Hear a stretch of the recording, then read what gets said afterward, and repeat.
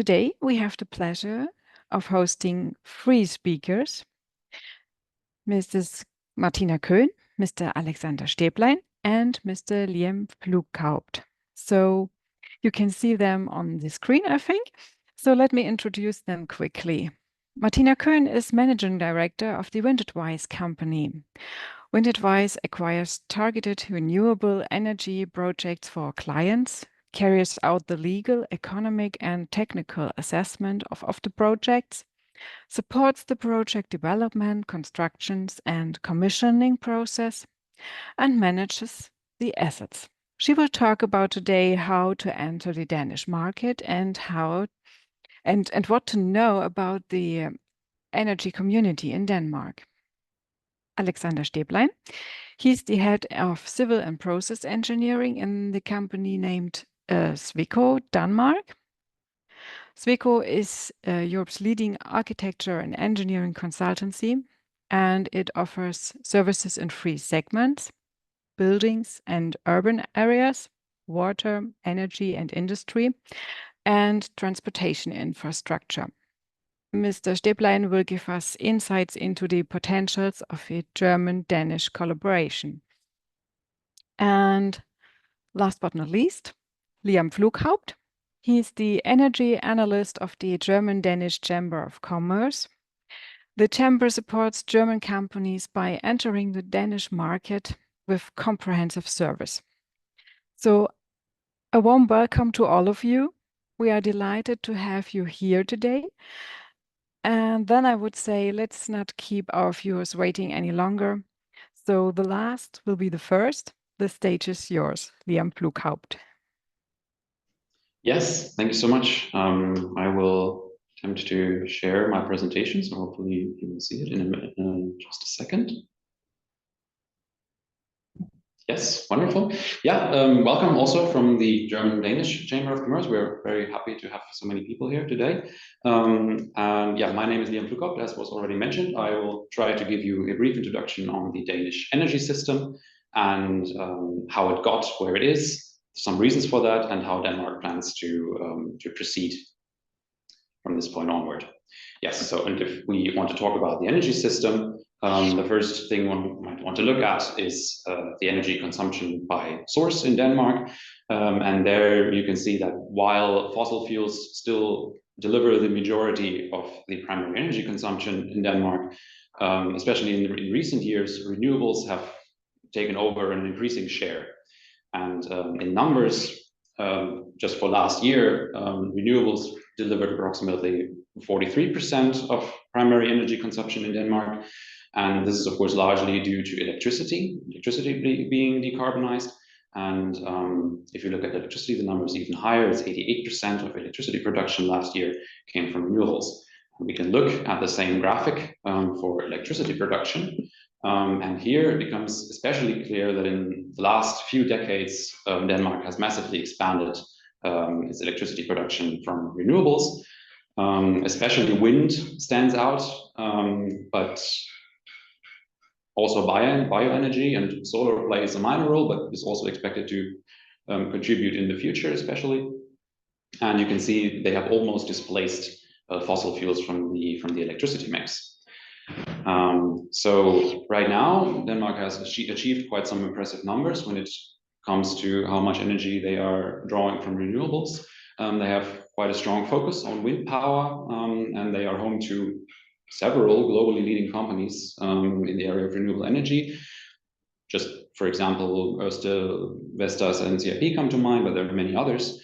And Denmark also has a comparatively flexible energy system, in that, for example, it is possible for every home and business to bill electricity hourly, which of course incentivizes consumers to shift.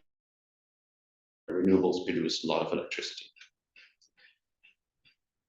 Denmark is also fairly well interconnected with its European neighbors. You can see here the Danish transmission system for electricity, and you can also see that there are major power lines to almost every European neighbor, or at least one, and Denmark is very actively engaging in trading electricity across borders. And this, of course, also helps offset the volatility of renewable energy sources. So there are many reasons why Denmark is already this far in the green transition, but I want to give some of them. For example, we've seen that Denmark has a very strong focus on wind power that has both historical reasons, many important pioneering inventions for wind power have happened in Denmark historically, and it has some very strong companies in this area, but also just geographically. Denmark has very large exclusive economic zone in the waters surrounding it, especially when you compare it to the size of the country. And these waters are quite shallow and have large wind resources, which basically means that geographically Denmark is predestined for wind power. It was also possible in Denmark to have quite long-term planning when it came to the green transition, because most of the large legislative advances in this area have happened with a cross-party consensus with large majorities in the parliament. And yes, this allowed companies to be sure that that these advances were actually of the long term. Also, the Danish government has quite strong influence on the energy sector. For example, the transmission system operator in Denmark, Energinet, is entirely owned by the Danish state. And also the administration in Denmark is comparatively digitalized, at least when you compare it to Germany, and also in that comparison acts quicker than in some other countries. All right, so Denmark has achieved quite a bit, but it does not plan to stop there. And instead, Denmark plans to massively expand its renewable energy production, especially when it comes to offshore wind. And here on this picture, you can see the areas where in the current tender, the largest tender in the history of the nation of Denmark, there are currently 6 to 10 gigawatts additional offshore wind capacity being tendered. And they are supposed to be commissioned by 2030. And in addition to these 6 to 10 gigawatt, there are another 4 gigawatt that are already confirmed, 3 of which are on the energy island Bornholm, and another one gigawatt under construction. And when you compare that to the currently installed wind power capacity, which is 7.7 gigawatts, 5 gigawatts of this are onshore wind. These already deliver 58% of electricity production in Denmark for the last year. So it becomes obvious that Denmark does not need this amount of green power. Instead, Denmark plans to become an exporter of green power, both in terms of green electricity, but also and especially in terms of green hydrogen, which leads me to the next point of how Denmark is hoping to achieve or hoping to build its green hydrogen economy. And here I have listed 4 points that are basically a requirement for a green hydrogen economy. The first of which is that you have enough and that green electricity. In order to produce the hydrogen, it needs to be abundant and also cheap. And for this, well, we already covered this. Denmark is planning to massively expand its offshore wind electricity production capacity. And the other points, well, you actually need to produce the hydrogen, so you need sufficient electrolyzer capacity. Then you need adequate infrastructure to transport the hydrogen from where it's produced to where it's actually needed. And you need the off-takers who are willing to pay for the hydrogen. And so now in the next couple of slides, I will try to touch each of these points and how Denmark is trying to proceed. Right? Yes, now works. Yes, so for the electrolyzer capacity, the most important thing here is the Danish Power to X strategy, which was decided on in 2022. And in it, the Danish state planned or laid out its plans to build 4 to 6 gigawatts electrolyzer capacity by 2030. And you can compare that, for example, to Germany, which has also made a plan to build electrolyzer capacity to 2030. And the number for Germany is 10 gigawatts. Now, if you know that Denmark has approximately just 6 million residents, you can see that in comparison, this number is quite impressive. and actually quite relevant. And here in this table, I have stolen an idea from Dr. Axel Oepke from a recent presentation. I hope he doesn't mind, where I have calculated for a couple of different European countries how much electrolyzer capacity they are planning to build until 2030, normalized by how many residents there are, normalized by 10 million residents. And there you can see especially that compared to its population, Denmark has quite ambitious goals when it comes to electrolyzer capacity that it wants to build. So on the next point, on the infrastructure, actually getting the hydrogen where it needs, this is a large topic, but the heart of Denmark's infrastructure ambitions is the Danish Backbone West, which is supposed to be located in Jutland, which is, yes, a large hydrogen pipeline, which is supposed to connect on the German side to the Hyperlink 3, and from there further to the general Hyperlink network in the northwest of Germany, and from there to the demand centers further in Western Germany, but also to the rest of Europe. Currently, Energinet, the Danish transmission system operator, which is tasked to construct this pipeline, is conducting a market analysis to assess the business case, as was demanded by the state, so that the state is actually willing to assume the risk of this construction. The final investment decision for this is scheduled to be 2025, and the commissioning is scheduled to be 2028. So the schedule is quite tight. But Energinet is closely collaborating with the German transmission system operator on the other side, Hönig, to make this infrastructure project happen. And this collaboration is also what leads me to the next point, that you need the off-takers. And here Denmark has a very strong focus on Germany. There are two major political agreements, you could say. One of them is not political, but so in March 2023, the ministries, the responsible ministries in Denmark and Germany signed a joint declaration on the cooperation of green hydrogen, where they especially decided on the collaboration on the infrastructure project. And in November last year, there was the German-Danish offtake declaration on green hydrogen, where a large number of important companies in this sector agreed to collaborate and to make this hydrogen adventure happen together. Yes, so now I hope I have covered all of these basic requirements, and you can see that Denmark is working hard on delivering on each of these points. And I also hope that I have not been over time too much and given you a brief introduction on how Denmark is planning to establish its green hydrogen economy from where it stands now. And with that, I would like to say thank you, and I think I will hand directly over to Alexander Stäblein, who will elaborate on the collaboration potentials between Denmark and Germany.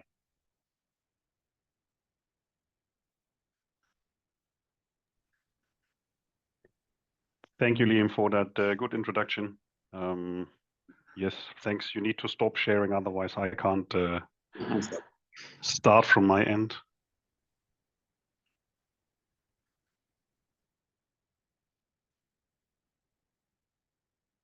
Good.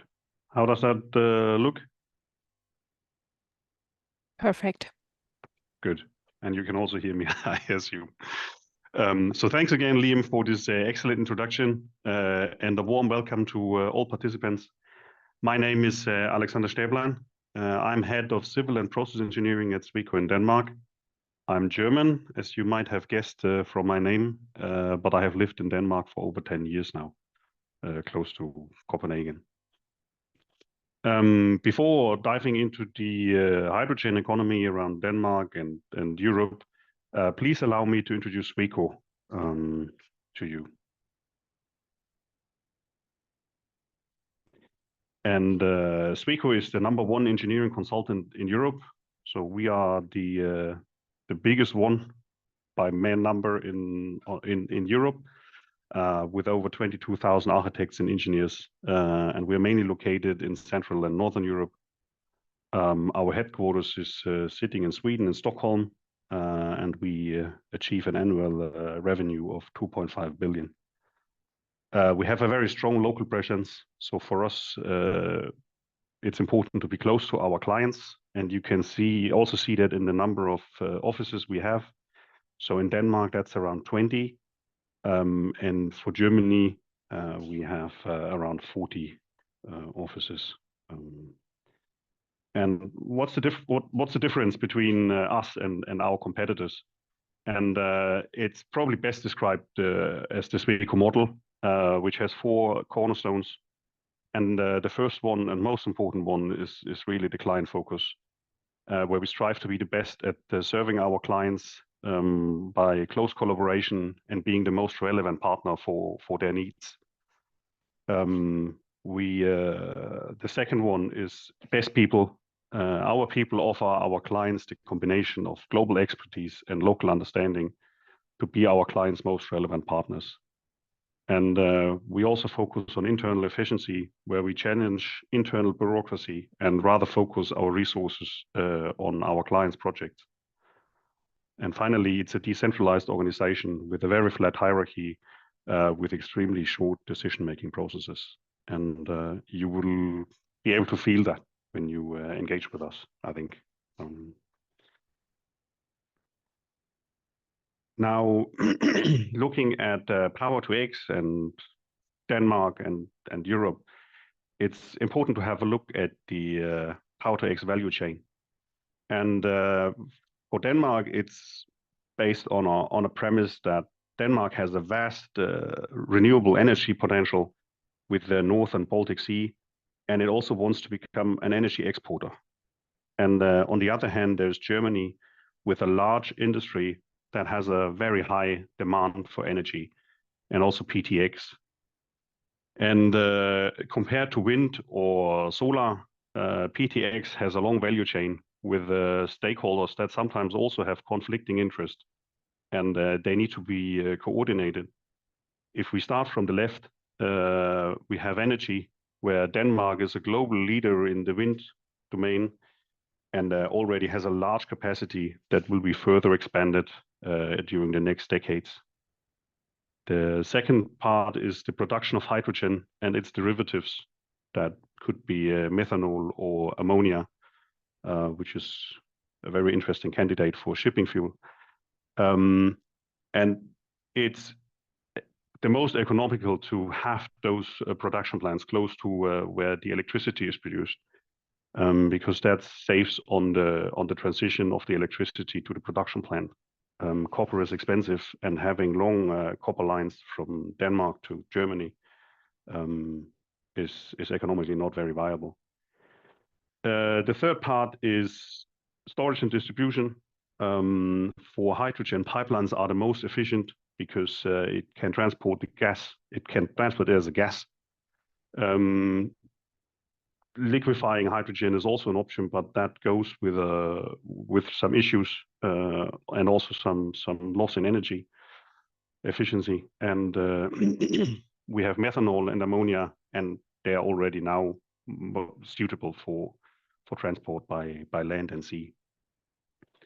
And the first part of that chain is the consumption.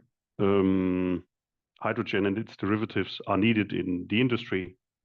Ammonia is also a key component for fertilizer, and it's most suitable for potentially use as marine fuel. And aviation is also a use case for some other derivatives. Now, if we look at this value chain, there are a few challenges and conflicting interests. Starting with the wind farm operators, they're interested in an adequate price for their energy to amortize their investments. And that's only fair, and they should probably also have a bit of money. But PTX needs a lot of energy, and it also needs overcapacity, and that can put the electricity prices under pressure. If we're looking at the hydrogen, 70% of the hydrogen price is related to the energy.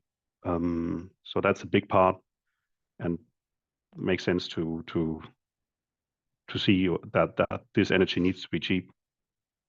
The next part where it's becoming difficult is the pipeline, and that is a cross-border project with all the regulatory challenges this brings. We can see that in the Fehmarn Belt link, that takes a long time, and that's probably fine for a train line, but I think we should be a bit faster in the energy transition here. But that's quite interesting, and that also requires a large effort from our governments on both sides of the border. And then also supply and offtake need to be coordinated on both sides. That also applies to land and sea transport, of course.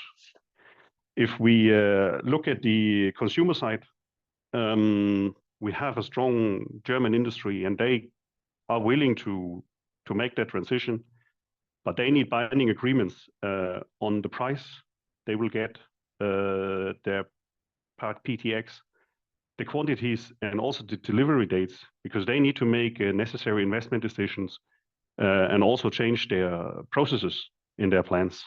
There are some way to mitigate some of those challenges we have here. One of them is to use to have a direct use case, because then you obviously don't have to distribute whatever you produce there, but that also requires to have the industry where the production is and where the energy is, and Denmark doesn't have a lot of industry, so that's a bit limited from the Danish part. But I'll present a couple of projects now, and you will also see that they're trying to sort of like mitigate some of those things, for example, by combining energy and production to resolve that interface. Energy, offshore wind. Denmark is a world leader in its build out, and it currently has now those are offshore numbers. There were different numbers before that include onshore wind. The offshore energy is at the moment 2.7 gigawatts, and there are plans to expand it to 5.5 gigawatt by 2030, and 35 gigawatts by 2050, which is also in line with the Esbjerg Declaration that was signed by Denmark and Germany. And currently under development is on hold, unfortunately, and we've been the client consultant for this project is the 10 gigawatt energy island in the North Sea. There is another one in the Baltic Sea around Bornholm. That's currently still ongoing. And then we have 6 tenders for each 1 gigawatt wind parks that are supposed to be completed by 2030. The reaction from the industry has not been too excited. The terms seem to be difficult for this tender. So we will have to see how successful that part will be. But I believe we're just running in this overcapacity problems where it's difficult for wind park operator to justify their investment if they can expect energy prices that are not high enough. If we look into the production side along our value chain, currently Denmark has 13 megawatt of electrolyzer capacity installed, and the plan is to have 4 to 6 gigawatt by 2030. And last year we had the first globally, the first actually national PTX tender. There was a budget of 168 million euros, and that was supplied over by a price supplement over 10 years. And that was quite successful, actually. So now there is a plan to build electrolyzer capacities of 280 megawatt, and that needs to be done in the next 4 years after signature. So that should be around 2028. And there have been 5 winning projects, and there is also another project that gets the remaining of the money that has been made available here. And we are looking at a few project examples now. They are not necessarily part of that list, but I think they just represent a few good examples where the industry tries to get. And the first one is Njordkraft in Esbjerg. This hydrogen plant is located close to the hydrogen backbone and also to the wind farms in the North Sea. So there are existing wind farms there and also some of the ones that are part of the tenders. The plan is to have 1 gigawatt of electrolyzer capacity and to be operational in 2027, just before the pipeline should be ready. So this project is very much relying on the pipeline, and therefore the final investment decision is also subject to the construction of the hydrogen pipeline. The next one is a dynamic ammonia plant in Ramme. And here, what has been done here is basically coupling the energy production and the ammonia production in this case into a unit. And so the ammonium plant is powered directly from wind turbines and solar cells according to the amount that is available. So there is no hydrogen storage in this plant. It's directly converted to ammonium. And the plant has 10 megawatt of electrolyzer capacity, and that is backed up with 47 megawatt solar panels and 12 megawatts of wind turbines. And obviously, this plant is also connected to the grid. So you can see the electrolyzer capacity does not add up with what can be produced with the solar and solar panels and wind turbines.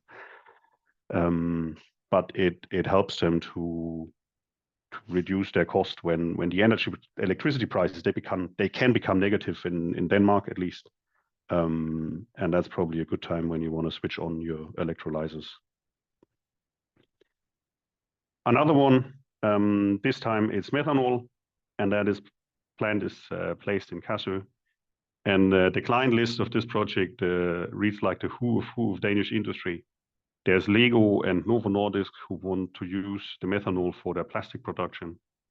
Circle K is a fuel retailer. They also want to use that for their e-fuel. And Maersk wants to use it for their first methanol-driven container vessel.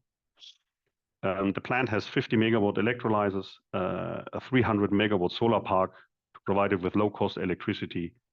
The excess heat is delivered into the district heating grid and can provide 2,500 households with heat. And the plant operation is in 2024. And then, as the example projects, we finally have a direct use case, high synergy in Fredericia. And this plant is supposed to produce hydrogen to the neighboring refinery and also to some local off-takers. It also provides district heating for around 1,800 households. The project is split up in 3 phases. The first phase with 20 megawatts is supposed to be operational this year. They have some technical problems, and kudos to the CEO of Everfuel. He is providing some very interesting background information on where their challenges are. And that's very rare to see that a manufacturer or an operator is so open in their communication. So I really recommend have a look at their webpage and yeah, look into this. It's interesting what they're doing. The second phase is an increase to 300 megawatts, and then finally in the last phase they have room for 1 gigawatt of capacity. If we are going to the distribution, the Danish backbone is to provide a large-scale cross-border connection to Germany. The project is conducted in a close cooperation between Energinet in Denmark and Hönig in Germany. And with a total length of 550 kilometers, it connects Lille Torup in the north of Jutland, where they have a storage facility with Heidenau, south of Hamburg, and then into the gas grid or hydrogen grid of Germany. The operating target is mentioned before 2028, and a couple of projects rely on that.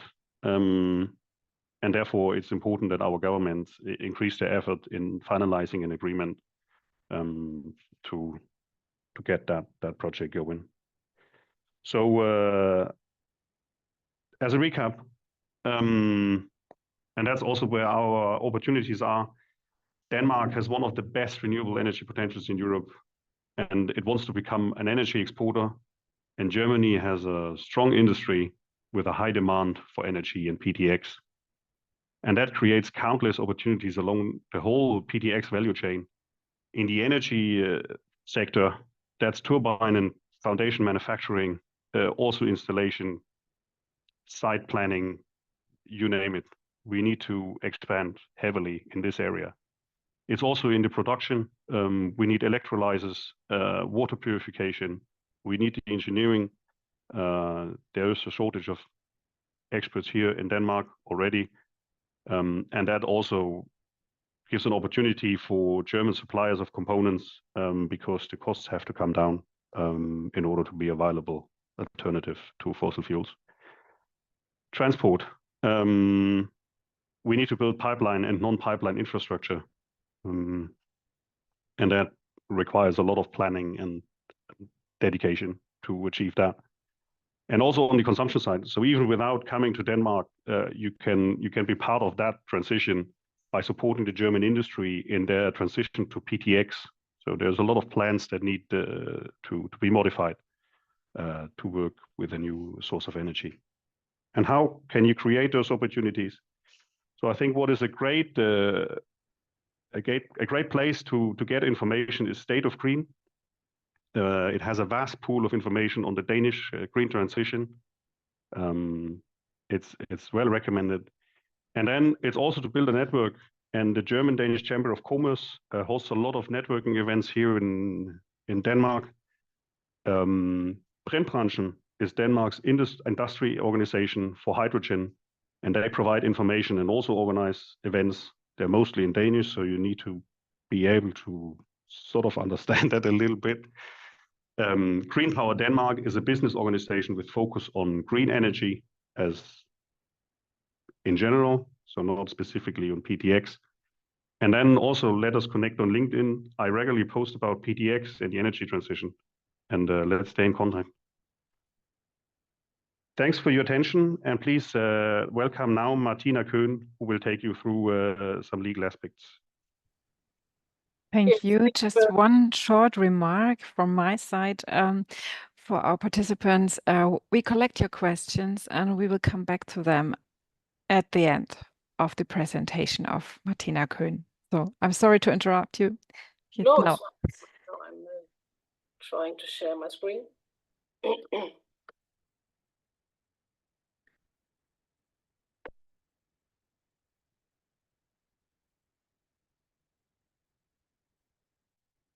So that was not the first slide. Yes, thank you very much. Thank you to Alexander and Liam, and thank you, Katja, for the introduction. Now we have heard a little bit about statistics, about the opportunities, and I would give some more practical advices by introducing you to how to enter the market as a small company or as a startup. And usually I'm holding speeches in German and Danish, so I'm not so used to have a speech in English. I hope that's okay with you if I also have to stick to my notes sometimes. Yeah, a little bit about me before I get back to what we do as WindAdvice. My name is Martina Köhn.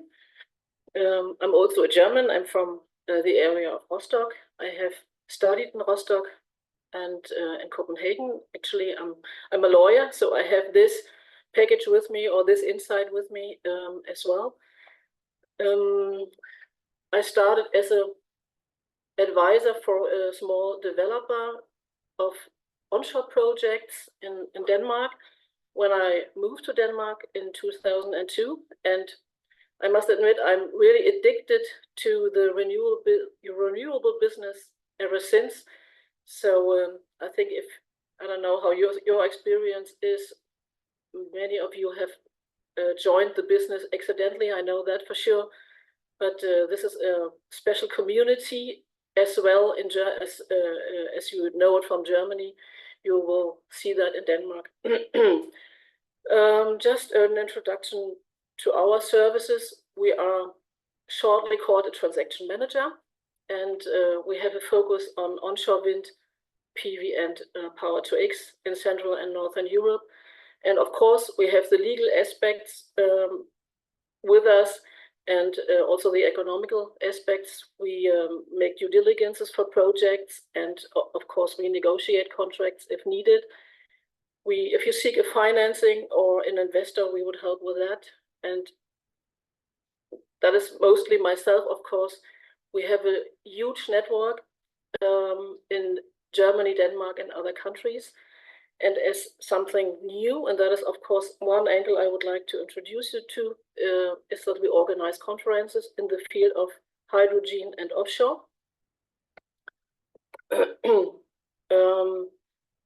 Before getting back to our own focus, I would like to introduce you to some forms of companies you can choose in Denmark if some of you might consider to establish a company in Denmark as well.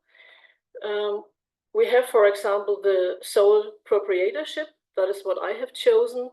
It's called enkeltmandsvirksomhed in Denmark. And the advantage is, of course, that you don't need to put share capital in the company, and you don't have to show annual reports. But of course, as we know it from Germany, you are personally liable without limitation. In Germany, it is called Einzelunternehmen. Then we have personal partnerships, and here you have to be minimum to 2 shareholders and above. And the simple partnership is called Interessentselskab in Denmark, and in Germany that would be the OHG. But we have also the limited partnership called Kommanditselskab, and as you could guess, it's called KG in Germany. But the most common form of company are the capital companies, and here we have the public limited company, also Aktieselskab in Danish, with a minimum capital of 400,000 Danish kroner, and the limited liability company called Anpartsselskab, and that would be our German GmbH.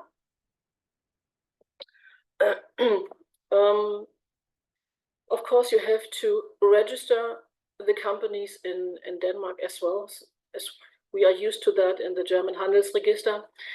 And the limited companies, private limited companies, and limited partnership has to be registered in the register called CVR-register, Central Virksomhedsregister in Denmark. But you also have to register your company for VAT. And if you have turnover in your company of more than 50,000 Danish kroner during the next 12 months, you also have to register your company in this register. Just for the procedure, it can go very fast because you have the possibility to register your company online, but sometimes it takes several weeks, and that is especially for startups. And maybe nice to know, it is not necessary that you have particular nationality or that you live in Denmark if you want to establish companies up here. Good to know is also that the corporate taxes are very low compared to Germany.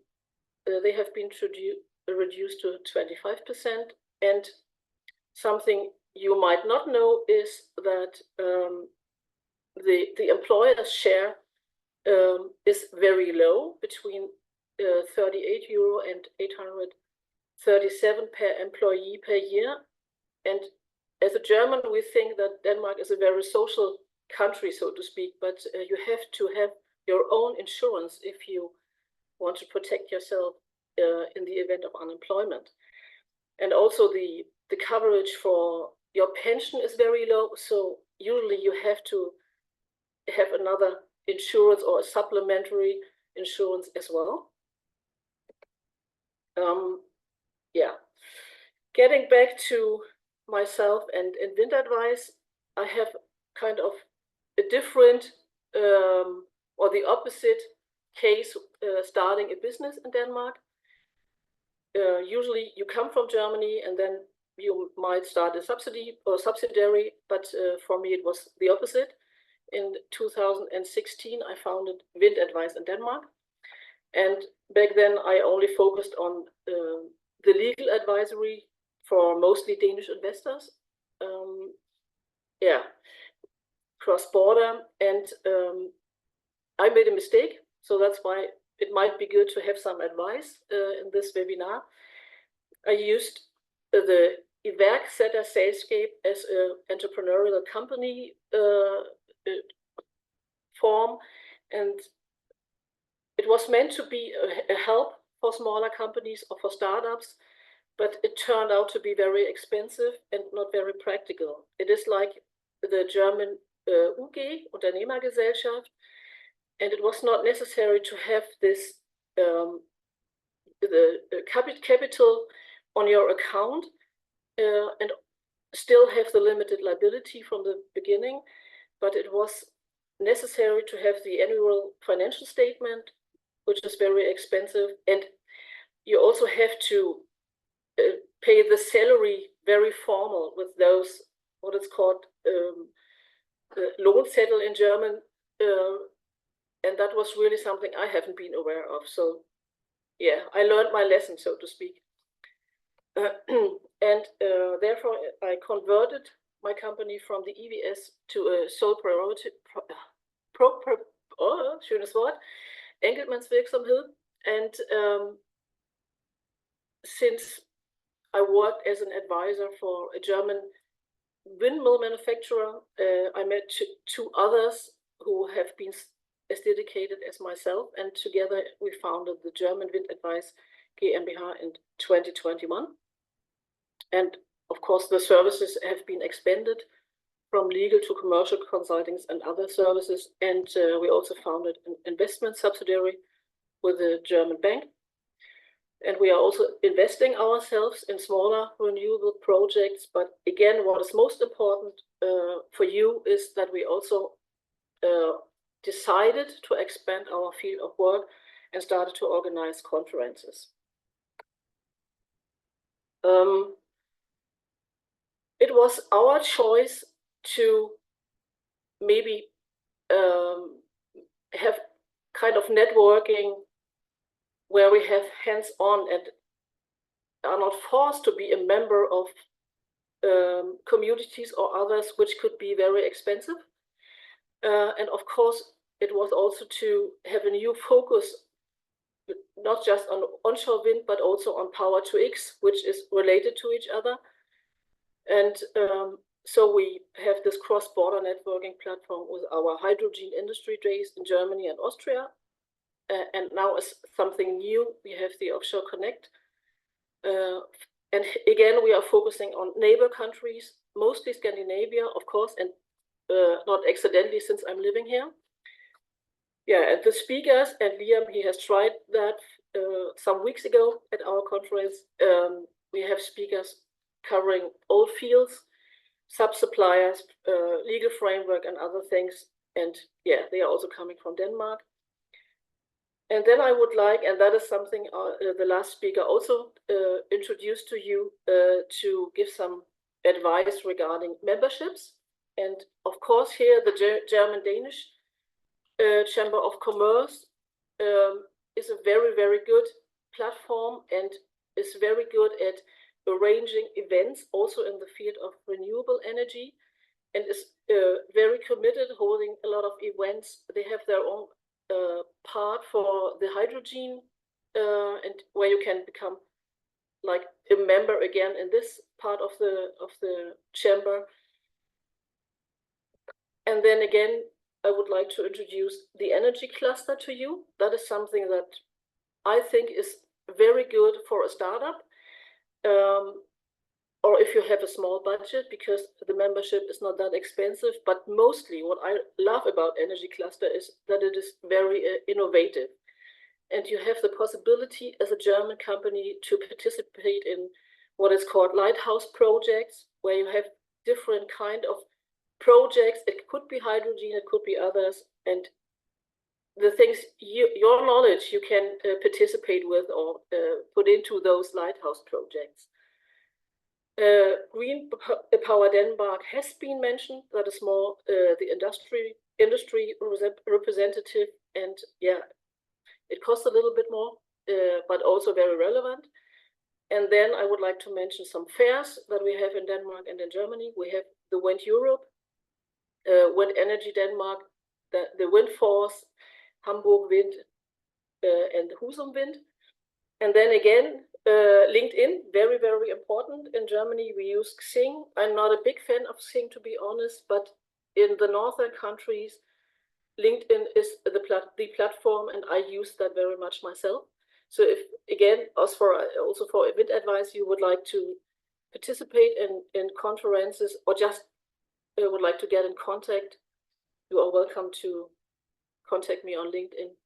But I also have my contact data here in this presentation, which you can get handed out from the Chamber of Commerce. Yeah, that was the last word. Thank you very much.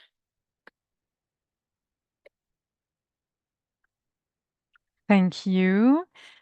So, thank you all for the comprehensive presentation. And we have one first question I see in the chat. Does the Danish GreenEnergy expect to start setting up other technologies, a part of hydrogen, such as BECCS? I guess that was a question to SWECO. I remember that right. I guess Liam or Alexander, yeah, maybe both of you. Yeah, I don't know, Alexander, if you want to say something on that. Now I have to. What is BECCS? Is carbon capture and storage. It's bioenergy, carbon capture and storage. If I there is a tender on CCS, or there are several tenders on CCS in Denmark. So there is a national fund that is set up for that. So there are a couple of projects that are currently in the pipeline around CCS.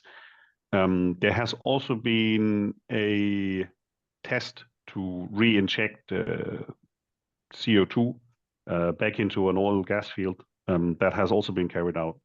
There is plans for having a CO2 pipeline going through Denmark, but also to have some ports modified for shipping. Yeah, there are a lot of CCS projects in Denmark also. Yes, and also when it comes to bioenergy, bioenergy has a comparatively large share in Denmark, actually. So yes, there's actually some possibilities here to introduce carbon capture into this, to make it not a almost or technically climate neutral form of electricity generation, but actually a carbon negative. So yes, as Alexander mentioned, there are carbon capture initiatives in Denmark. It's an important topic here. And I believe that is also related to the relatively high share of bioenergy in the electricity mix.